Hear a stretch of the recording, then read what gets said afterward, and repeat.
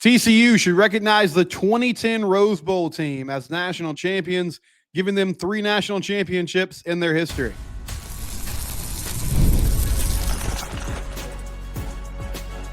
You are Locked On Horned Frogs, your daily podcast on the TCU Horned Frogs. Part of the Locked On Podcast Network, your team every day.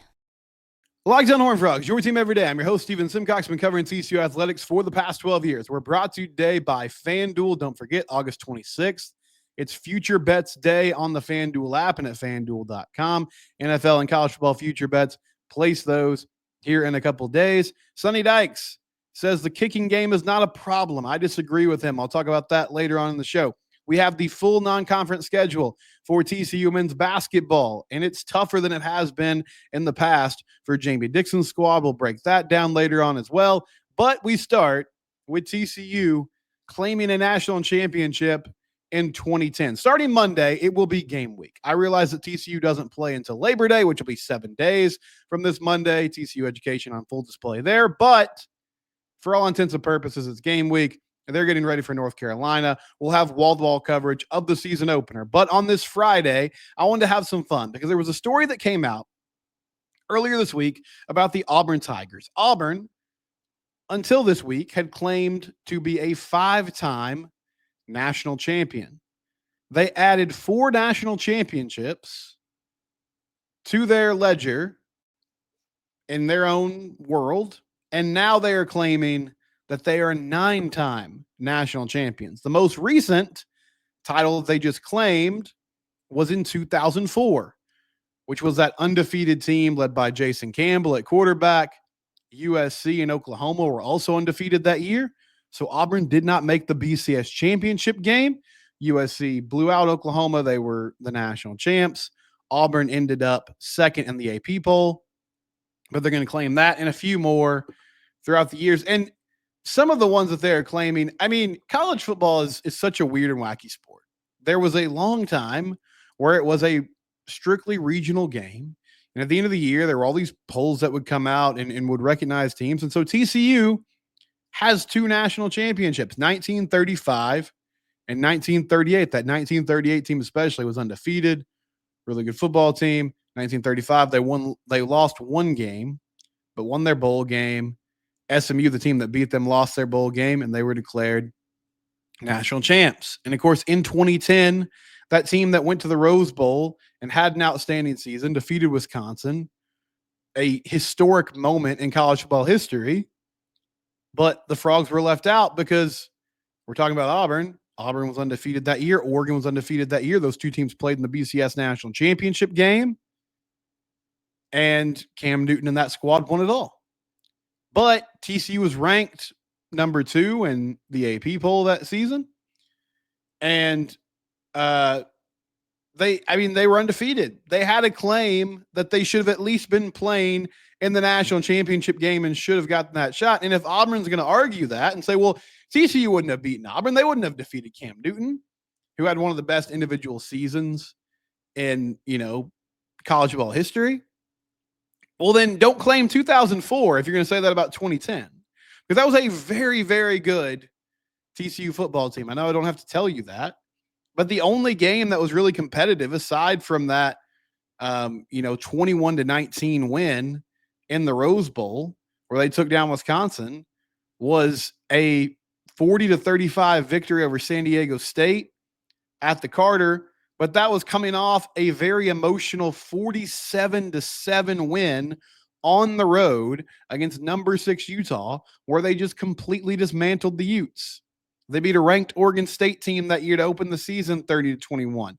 Tennessee Tech 62-7, beat them, beat Baylor 45-10, beat SMU 41-24, shut out Colorado State 27-0, shut out Wyoming 45-0, took down BYU 31-3, took down Air Force 38-7. UNLV, they won that game 48-6. The huge win over Utah, 47-7.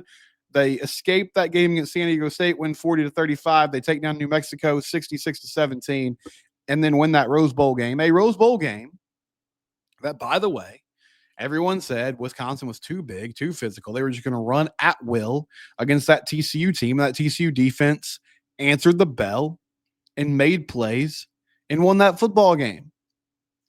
Auburn, in their case, in claiming more national championships, their athletic director, John Cohen, says, for too long, Auburn has chosen a humble approach to our program's storied history. Always good to brag about how humble you are. It's really good when you step out there and you say, look at our humility. Look at all our humbleness that we just give out to the people.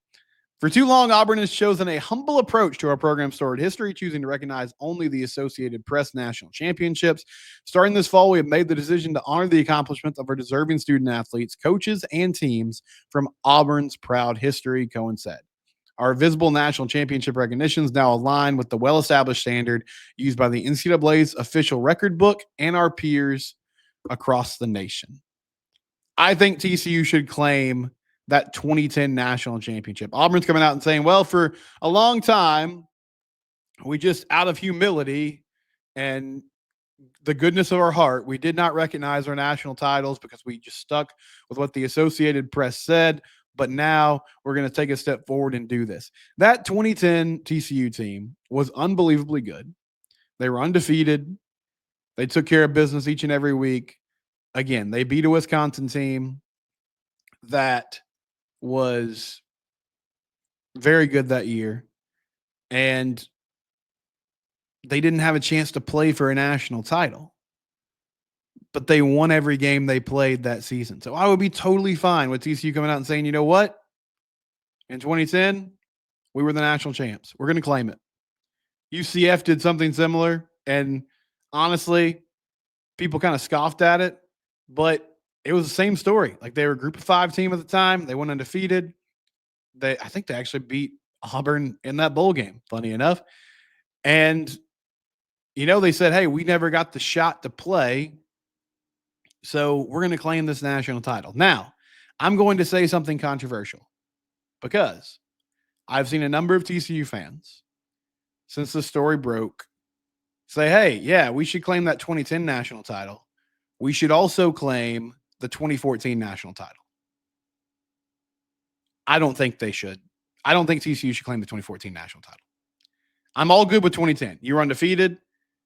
2014. Now, listen to me. Do I think that 2014 team could have won a national championship? Yes. It's the best TCU team I've ever seen. I'm a little bit biased because I was a student at the time. I followed that group closely. Trayvon Boykin was incredible. Josh Doxson had an outstanding season. That receiving core is great. Aaron Green running all over everybody. That defense was nasty.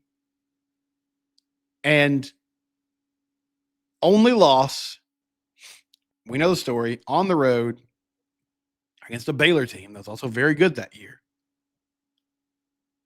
You lose that matchup, the Bears come back and they win. Now, I have a conflicted relationship with that game. I guess I don't, and I do.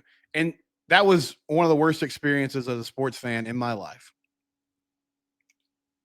But at the same time, I feel like that loss was important for that team. And what I mean by that was that 2014 team really came out of nowhere. The season before, they were 4-8.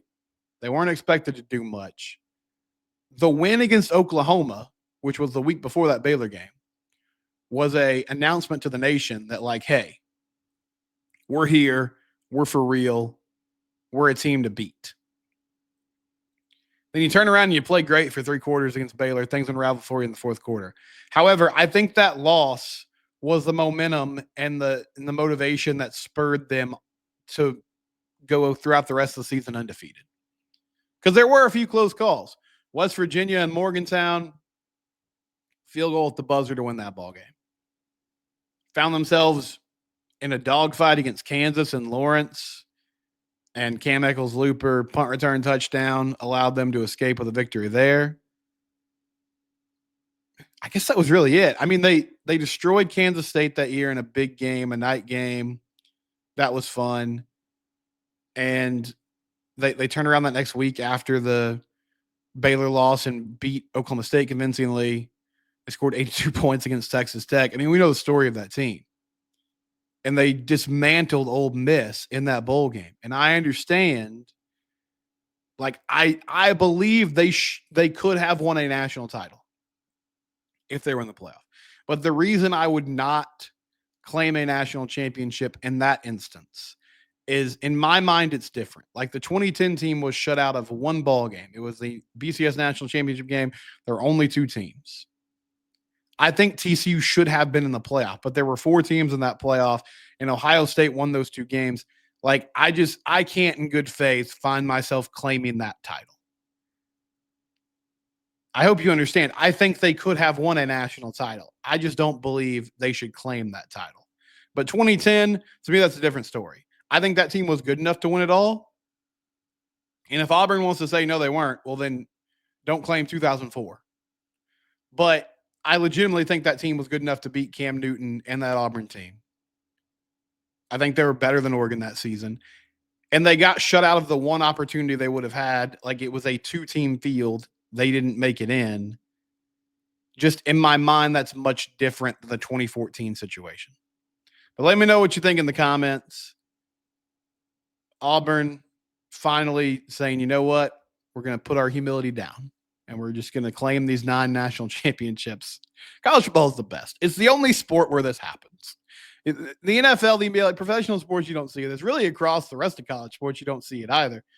But you just wake up one day and you say, hey, we're a 9-time national champion. So TCU should wake up tomorrow, and Mike Buddy should make an announcement and say, we're done being humble. We're going to put a plaque up there in the Carter. We're a 3-time national champion as we add that 2010 season to the ledger. And I really do think that 2010 team was good enough to win it all. I feel like 2014 was too. I just believe it was a different situation with the playoff, and I wouldn't go as far as to claim that. But let me know if you disagree, or if you disagree with anything, or if you agree. You can be positive too. But comment here on YouTube, or you can tweet at me at SimcockSteven. When we come back, Sonny Dykes says that the kicking game is not a problem. I disagree. Before we do that, though, let's talk about FanDuel. I told you about it at the beginning of the show. FanDuel, they're launching a new holiday for sports fans on August 26th.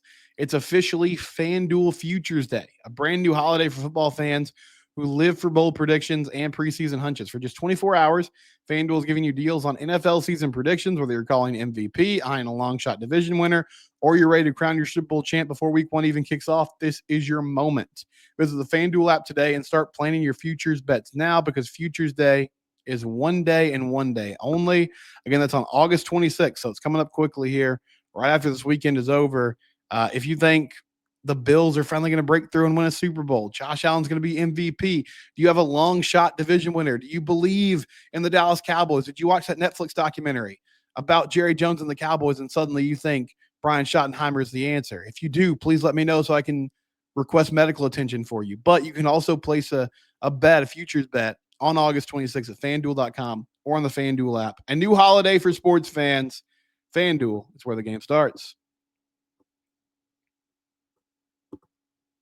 Notes from practice on Thursday. Steven Johnson from the Four Star Telegram says Sonny Dykes does not have concern about his kicking game. Dykes says Kyle Limmerman made 80% of his field goals. He wants that number to get up to 90. I do think it's important to note that the media is only allowed to see a portion of practice, so they're not there the entire time. However, based on the attempts that we've heard of during practice, I'm surprised that Kyle's kicking at an 80% clip. Not sure how he got that number. I mean, I'm sure they're tracking it to some degree. I told you, I did a segment on this earlier this offseason. I guess it was last week, because somebody asked me about it. And I mean, my assumption is that what they're going to do, because what they're going to do and what I would recommend they do are typically two different things. But what they're going to do is allow Limmerman to try to work this out during the season, or he'll be your starting kicker, place kicker to start the year, and he's going to get those opportunities. I would have a sense of urgency if I were this coaching staff. Kyle McCashlin is the other name that I mentioned when I was asked if it's not Limmerman, like who could step in and do it. Well, he's the other place kicker on the roster. He mainly handled kickoffs last season, but I know he has been working on field goals in practice. If you didn't go that route, then we'd be talking about some sort of open tryout situation. And while that's always a fun idea, I think if you did that, you would really cut off the ceiling for what your kicker could be. I believe, like, not that you couldn't find someone who could be competent.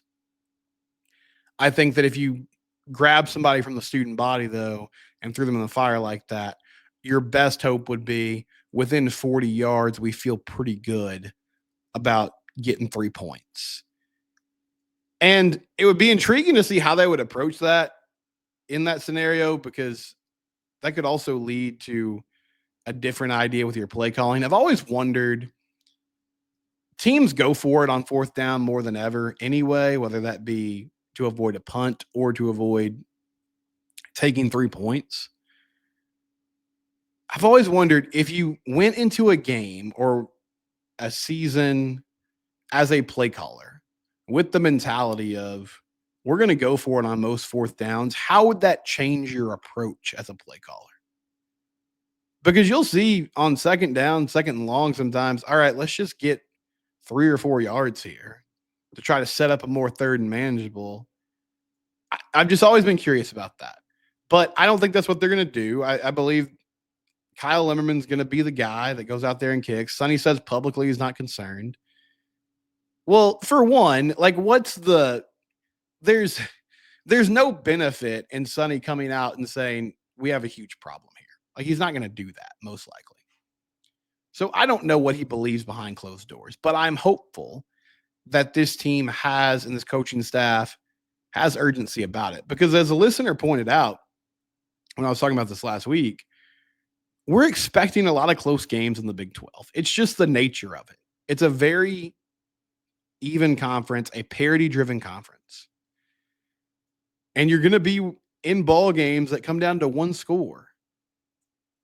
Whether it's late and you're driving down trying to set up a game-winning field goal, or a missed 35-yarder in the second quarter comes back to haunt you later on, you can't just throw points away. And so it's so imperative that you have a solid kicker. And Limmerman, there was a lot of excitement around him when he committed, because he's got a strong leg. He did a really great job at South Lake Carroll, had a great career. And so, I mean, that can be a weapon. Like, if you have the type of kicker that once you get past the opponent's 40-yard line, you feel good about knocking in 3 points, that can be a weapon for your team. Last year, he just simply wasn't consistent enough, and he needs to be this year. And it also falls on the offense. Like, you need to finish drives and put your kicker in good situations so that they're not constantly having to be called upon to knock down 50-plus yard field goals like Griffin Kell was a few years ago when he struggled during that season that Chandler Morris started the year at quarterback. Some other notes from practice. Coach Dyke says that Jonathan Bax was one of the productive players in fall camp. That's good to hear. I mean, I think this is a make or break year for Jonathan. We've heard about him a lot. He's going to get opportunities behind Devin Deal, and it's a situation where he just needs to come in and make plays. And you have to have that guy off the edge that can rush the passer and pressure the quarterback. I'm starting to come around to the idea that he's going to have a big year. I feel good about where he's at. We've heard his name a lot more during fall camp, and he was productive when he played last season. He just wasn't on the field a lot. Now has another year of understanding what Andy Avalos wants, understanding those expectations, and he can come in and make plays. And then finally, Coach Dykes admits that TCU got caught up in the hype of the Colorado game in 2023. Says the lessons from that game have helped them prepare for UNC. I said this when I was talking about the North Carolina quarterback situation earlier this week. A lot of times when we compare North Carolina to that Colorado game a few years ago, our first thought is, well, it's similar in that there's not a lot of prep that can be done because of all the moving parts and all the transfers. But really, like, the problem in that Colorado game, looking back on it, is I just don't think TCU was prepared to be in a close ball game. They thought they were going to waltz in and win by 2 touchdowns or more. And then once Shadur Sanders and Travis Hunter started making plays, and suddenly it's like, oh man, we've fallen behind early, we got to come back. panic started to set in. So the thing that gives me the most optimism about all the unknowns with North Carolina and Bill Belichick being on the other sideline and being known as a guy who's great at game planning, what gives me the most hope is that this is a veteran-led team, and they should be ready to be in the midst of a dogfight with North Carolina. Like, that's not going to be a surprise to them. So I'm excited to see what this team looks like and what they're going to do when they take the field. And I think just from a mentality standpoint, they'll be prepared for a tough game. So that's a big step forward from Colorado, where frankly, I feel like that team thought they were going to, again, waltz in and win by a couple touchdowns and not have any issues. And it's just not the reality of the situation. So we'll see what happens, obviously, when they kick off in a week here. But I do have hope that they're going to figure this out and play at a high level this upcoming season. When we come back, TCU basketball, toughest non-conference schedule in a long time. I'll break it down next here on Locked On Horned Frogs, your team every day. If you're running a business, every missed call is leaving money on the table. You need to transfer over to OpenPhone. It's the #1 business phone system designed to streamline and scale your customer communications. If you're juggling multiple phones for personal calls, business calls, just go to OpenPhone. So everything's in one place. Everybody on your team can respond to customers like a shared inbox, no more delegating. See why over 60,000 businesses trust OpenPhone. They're offering Locked On listeners 20% off your first 6 months at openphone.com/lockedoncollege. That's OPENPHONE.com/lockedoncollege. They'll even port over existing numbers for free. OpenPhone, no missed calls, no missed customers. We have a TCU men's basketball non-conference schedule. Now, there has been a lot of weeping and gnashing of teeth about the lack of big name teams that Jamie Dixon has scheduled through the last few years in non-conference. But this appears to be a pretty good mix of teams that you should beat and should be able to develop that chemistry. A lot of new faces again, which, I mean, that's just going to be the way of the world now. Like, I think in college basketball, unless you're a blue blood, and even in that case, most of the time you're still rebuilding because of either one and done guys or transfer portal. But for TCU, they're going to be rebuilding their roster most years. You play Tarleton State in an exhibition, first regular season games against New Orleans, St. Francis, Lamar, then Michigan on November 14th, which Michigan at the time will probably be a top 25 ranked team, maybe even as high as top 10 ranked team in the country. Kansas City, and then Florida, the defending national champions, on November 27th. Depending on how that game goes, you'll play either Providence or Wisconsin the next day as part of a tournament. Notre Dame on December 5th, North Texas on December 7th at Dickies Arena, Incarnate Word on the 15th, Oral Roberts on the 18th, Florida A&M on the 21st, and then Jackson State on December 29th. But as far as big games go, I mean, the defending national champs, a Michigan team that's really good, a Notre Dame team that has not been great, but is a big name, and they've got a home and home going with them now. North Texas has been really solid over the past 5 years. That's a good basketball team and a good test. Oral Roberts, the last few seasons hasn't been as good, but not that long ago, they were in the Elite Eight. Like, that's a good program. So a lot of good teams on this schedule, and a few of those games at home, which will be really good for your season ticket holders and for TCU basketball fans. I have told you guys this, though. I do want to caution you.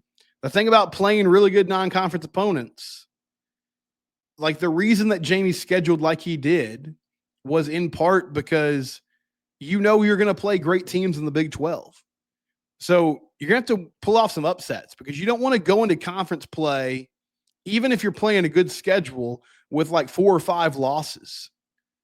Because you're in a conference where if you finish around 500, you have a good shot to make the tournament. But if you dropped a lot of games in the non-conference schedule, now that's a bad look for your resume. But I understand it also is an opportunity to stack together some impressive wins. And for fans, I mean, it's something to get excited about. I think it's a good middle ground of there's big games on the schedule, but there's also a good number of, hey, Let's figure out who we are, work some things out, and get ready for the gauntlet that is the Big 12 schedule. When we come back Monday, we will have made it to game week. Congratulations, my friends. Thank you for listening to the show. Please subscribe to the YouTube channel. We're also free and available wherever you get your podcasts. Subscribe on those platforms as well. Talk to you Monday, everybody.